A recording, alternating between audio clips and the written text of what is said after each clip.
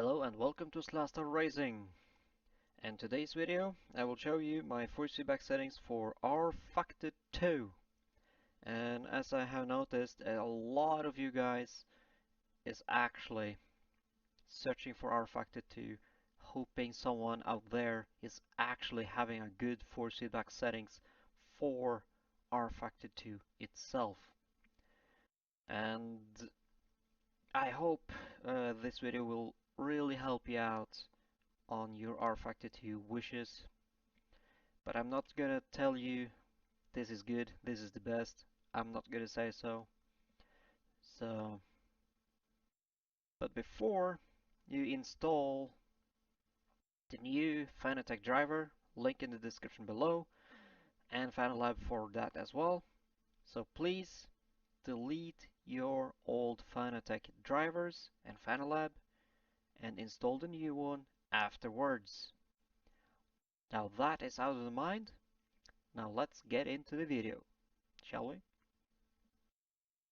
Alright, here we are. So on my last video I had this one at auto, and the auto for me it was changing the steering range time to time, so it's not recommended to have that on auto.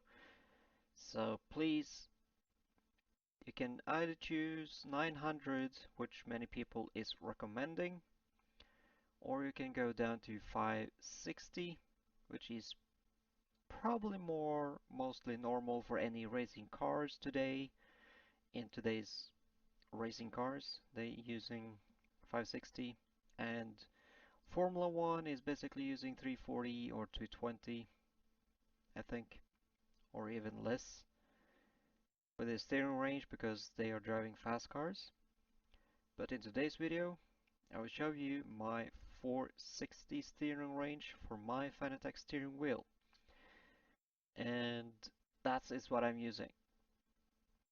So I really hope you have installed the new drivers, otherwise you won't find this. But if you want to get to this section, you can go to Fanalab and click on this one between the standard and the device setup. Click it and you will get to this. And so you will, once you click on that, you see it as an auto setup. It's not recommended. Please click on the custom setup. And then decrease it to 900 or 560 or 460, depends what your wishes will be. If you want to follow this video full out, go to 460. If it doesn't work perfectly for you, increase it to 560. If that doesn't work, go to 900. That's the highest you should go. If you have 1080, then it means you need to steer quite a lot. And that is basically about it on the force feedback settings on Fanatec.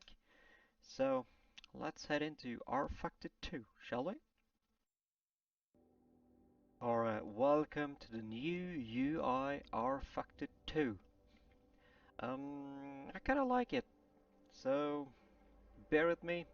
This is new to me, so this is actually the first time I'm making this on the new UI 2022. So this will be very good for an update for everyone new to Rfactor2. So let's head into it. Alright, for your calibrations,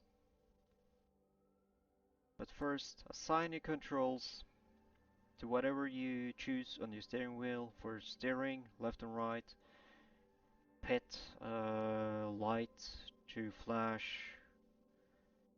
They don't have the flash here. The rear flap, that's your DRS. So you need to have that active on a button on your steering wheel. Otherwise, you don't have any DRS activated on your car.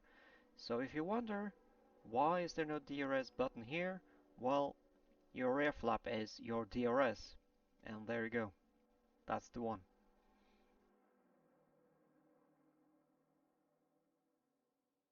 And for your flashing, that's the headlights. this is your headlights. So you need to click that button plenty of times to flash. They don't have any button that says flash, so click it on the headlights and that's your flashing button. Alright, for the calibration, this is where the magic begins. So I made my your first launch wizard config, so I did this configuration when I reinstalled Rfactor2 because I had much back and forth with Rfactor2 and I am so still back and forth with it, so it's still not my go-to sim, but I respect every one of you really loving this sim, and that's why I want to help you guys out to enjoy it as much more than I do. So I hope I can give you as much satisfaction you wish to have on this sim. So let's get on to it. Right, so type, that's of course wheel. Smoothing, I haven't changed it, so keep that at 3. If it's not on 3, put it on 3. Car specific multiplier, keep that on 50, but you need to change that on whatever car you drive on anyway, so I'll show you on the in-game section once we are there. Minimum steering torque, keep that at 0. Steering effects, strength positive. Please keep it a positive. If you take it negative, then you're steering right, which will become left, and left becomes right. And that's gonna destroy your brain, basically. So what I have heard from Rfactor2 forums and in Discord, I talked to somebody and device driver seems to be bugged a lot. So use software, max wheel angle, keep that at custom because this one automatic doesn't fail, is failing, so that doesn't work. Don't ask me why. It's a huge bug. I asked them about it, so it seems like they don't know the issue of why it does that, so still waiting for that because that's the whole magic, that you can keep everything good and you don't need to do much for your steering range and all. So you have to take that in custom and you have to manually take this down to 460. Range set by vehicle, please take that on. Steering wheel range 540. I haven't changed that, so just keep it at 540. Speed sensitivity is 0. 20 on exaggerate jaw. I don't know how to pronounce it because English is not my language. Look ahead 0. Head physics 100%. I don't know if that's a good or bad, I don't know. I will take a look at it when we are into the game. Head vibration, aerial linear, or you can keep that off. Or aerial all. But I try it on aerial linear. I think it's pretty much good enough. And now I probably talked really fast. I already recorded like 7, 8 videos today, so I'm sorry about that. But that is basically all of the things that you need to do and understand. And now guys, now let's head into a test drive for the Rfactor2 and I will show you some more that probably don't describe the things here. For example, for the car specific multiplier. Alright guys, let's head into the game. Alright, here we are. So, before I take myself into the car, so let's hit in this wheel here beside my name. Alright, you remember that I talked about the steering specific car multiplier?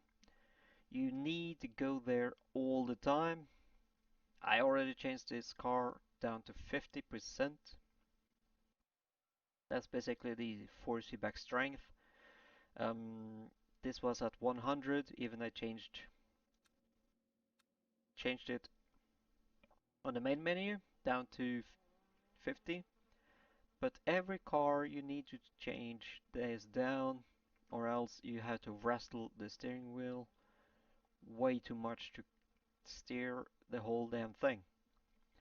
Again, it is a bug, so you need to fix this every time you need to drive a new car. Every time. Alright, once this is done, now let's head into the car. Ah, it feels good. It feels good.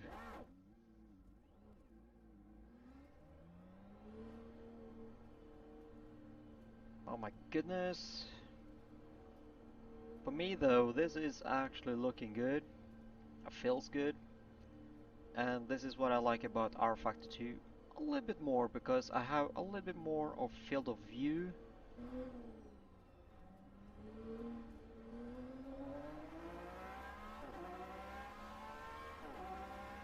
I don't know if the sound is louder than my voice, but I will be quiet during I'm driving.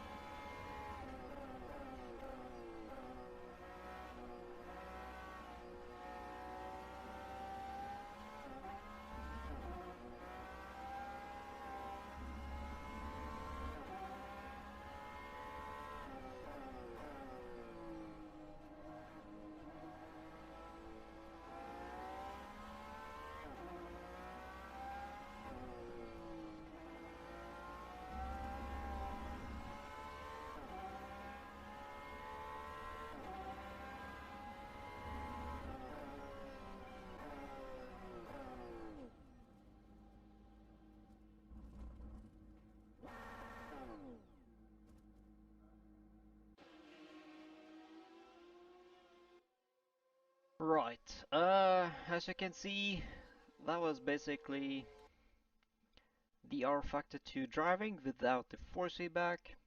Sorry for my silence during the driving, but you could enjoy the sound of the car instead of listening to my voice.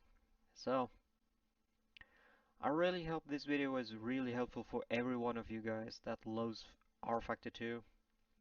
I really want to like Rfactor2, but it's so much I don't like much about it. But I do like the driving, I do like the tire physics, but I really hope Rfactor2 can fix all the issues and I probably return with Rfactor2. I think they need better competition system. They need to do some content, more content. I need more content to Rfactor2. But other than that, I'll hope this video was really helpful for you guys. So let me know in the comments below, and I'll see you on the next video. Take care, guys. Thank you all for watching.